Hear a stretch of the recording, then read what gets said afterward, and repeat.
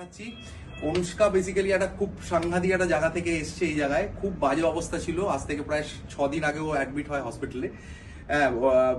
সে সাংঘাতিক পেটে ব্যথা। আমার মনে আছে এখনো রাত্রিবেলা আমাকে ফোন করা হসপিটাল থেকে যে অনুষ্কার প্রচন্ড পেটে ব্যথা হচ্ছে এবং সাংঘাতিক হাই গ্রেড ফিভার।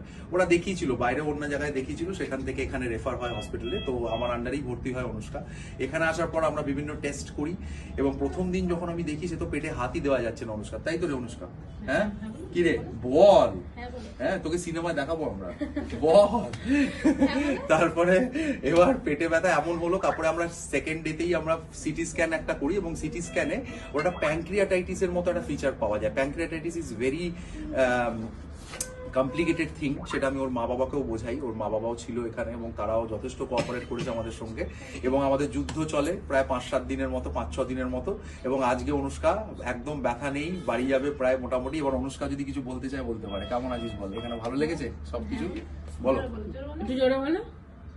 তুই কি কথা বলতে পারিস না?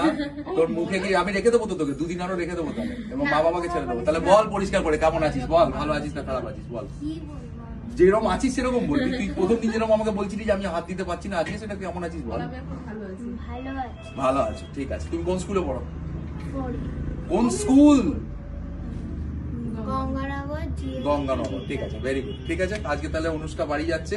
অনুষ্কা ভালো আছে।